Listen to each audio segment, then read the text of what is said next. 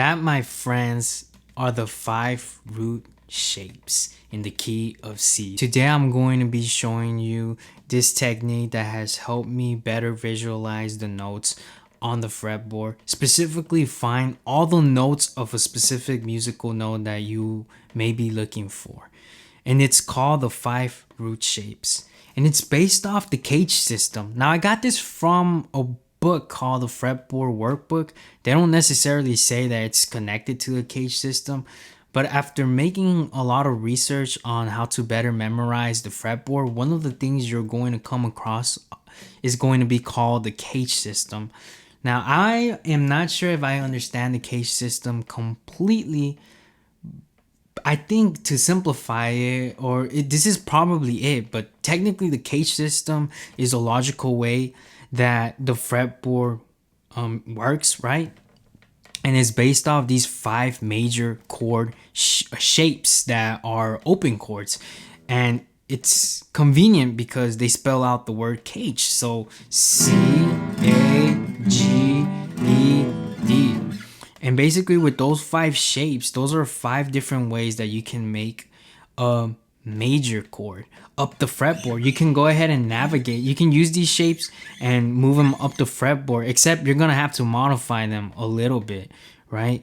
And to me, it's a lot more harder to go ahead and start off trying to memorize the fretboard that way, because certain chord shapes are pretty hard to go ahead and do up the fretboard. So I'll give you a quick example. For example, the C up the fretboard, you would think, oh yeah, this is right, but it's not a true major chord. So you have to change the shape a little bit.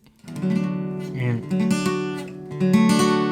yeah, you see how I was struggling to even get that down, but you get the point. Like, not all of them are easy, but the ones that you probably know and that can definitely help you with the 5 root shapes is pretty much the E and the A bar chord versions of a major chord, right? So let's go ahead and do this. This is the 6th string major chord, right? And this is the 5th string major chord. And it's based off the open E chord and the open A chord, right? Your open E chord is the 6th string. Open A chord is the 5th string. So that is something that can definitely help you if you can connect that each single pattern in order that I'll be teaching you. And like I said before, there are 5 different patterns or 5 different shapes, right? They are all in order of those letters C, A, G, E, D. So let's go ahead and start. And we're going to do it in the key of C because that's how it's taught. So, and it makes perfect sense, right? Because it's C, A, G, E, D. So we're going to start off by that order. And maybe in this same video or probably another video, because I can only do a maximum of 15 minutes, I'll show you other starting positionings, because it can be a little confusing when you first do it, but honestly, it's pretty easy. Once you keep practicing, you get better. I guess not easy, but you just get better. So let's start with pattern 1. So you're gonna put your index finger right here, 1st fret of the 2nd string, and your 3rd finger on the 3rd fret of the 5th string. And those 2 notes are a C. So let's move on to pattern number 2. Oh, before we move on to pattern number 2, a way that the book tells you that you can memorize these patterns is basically by saying them out loud. So you're going to say pattern 1 is on the 2nd string and on the 5th string. And they are 2 frets apart, right? 1, 2. Our next shape, you're going to put your index finger where the last root note was. And wherever the last root note is, right, that's always going to be your next starting point, because all these root shapes are all connected with each other. And I'll probably be showing you a picture of what it looks like if you were to write this on a piece of paper. And also, that's another great way of memorizing this, by basically creating like your own fretboard diagrams or whatever they call them, and creating these shapes, these root shapes. That's another perfect way of memorizing this, right? Besides actually doing it on the guitar. So yeah, whichever way works best, but you know, at the end of the day, you have to know them on your instrument, right? You're gonna have to actually do them. So like I said, 3rd fret right here on the 5th string, and you're gonna put your ring finger or your 3rd finger right here on the 5th fret of the G string. Pattern 2 is 2 frets apart, and it's on the 5th string and the 3rd string. And you can go ahead and say the A string or G string, whichever way you can memorize better, right?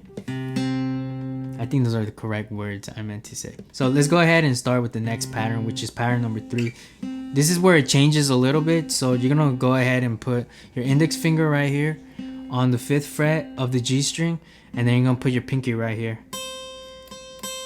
on the 1st string, 8th fret, and also right here on the low E string. And the way I memorize pattern number 3 is, for one, know that it's 3 frets apart, and it's on the low E and the high E string. You don't have to do them, you don't have to play them at the same time. You can do them separately, but you can think of the high E and the low E as twin brothers or little brother, big brother, right? Whatever way best helps you memorize this, go ahead and do that. So pattern 3 is 3 frets apart, and it's on the G string, the high E, and the low E. Or you can say the numbers right. One thing you should become aware of is that pattern 3 and pattern 5 are both going to be 3 frets apart. So the next shape is pattern 4, right? And you're going to go ahead and put your finger right here. This is where I put it because it's a lot more easier to start here than it is to start here. And I'll tell you why, because basically these root shapes are basically the octave shapes, or whatever they're, octave centers is what they're called. So if you know that, then now you know how to do it in the cage system way, basically. So yeah, put your 1st finger right here, and then you're gonna put your 3rd finger right here on the 10th fret of the D string. And don't forget that high E string. So that's your 4th pattern. Now let's move on to pattern number 5. Put your finger here. And remember what I said? I said 3 frets apart. Put your pinky right here on the 13th fret of the B string. And those are the 5 different patterns, or the 5 different root shapes. Now, you see that there's still more frets up ahead. And once you're done with the 5 patterns from whatever point you start, right? You're going to go ahead and start all over again. Once you get comfortable though. And it's technically the same shape, just an octave higher. And that's pretty much the 5 root shapes, guys. So now, regardless of wherever you start using the shape, the next pattern will always be the pattern that's after that pattern where you first start, right? I'm telling you this because, let me show you a quick example. If you were to start with pattern 2, right? Pattern 2, which may seem more confusing, right? Because you're like, why are you playing that open string? Aren't you supposed to put your finger on that 5th fret? On that 5th string fret? But you can't, right? Because there's no fret right there. There's no fret. So unfortunately, you can't do that. And that can confuse some people. But this is the same shape as this second shape that was from the C, the key of C. Alright, so after pattern 2, you already know that pattern 3 is next. 4, pattern 5, and then there's pattern 1. And those are technically 5 shapes starting with the A. And then after that, it's going to be an octave higher and you're starting all over again. But you're technically in pattern 2, position 2. And this is what it would look like if that extra fret was here. So I hope that makes sense for you guys. If it didn't, first of all, I really hope that you at least knew the notes on the low E string and on the 5th string or the A string, because that will definitely make a huge difference. You'll start to see more connections. You'll start to see, like, for example, like I told you guys, that the cage system, right? How basically you have been using it. If you're in this level already where you know your bar chords on the 6th and 5th string, you've technically been using this cage system, these 5 root shapes, right? Without you even knowing them. And once you start going more into the theory stuff, you'll start to see those connections. When you really start to pay attention, you'll just get mind blown. That's how I've been, and it literally only took me 2 weeks to memorize all of this. And I have been playing guitar for 9 years, and it sounds crazy, but really it kind of feels weird saying 9 years, because in all honesty, it was really my first 3 to 4 years where I really played the guitar a lot. It was my passion. It was life, man. But I didn't know much theory, and honestly, it didn't interest me. It bored me. It was frustrating. I was impatient, and there was this lack of belief that I couldn't learn it, that it was impossible, or that I didn't need it, or what would I need it for, right? Because the way that I was measuring my success in playing guitar and getting better was technically by the types of songs that I was able to play, right? Able to learn. But in all honesty, I've gotten back into guitar now.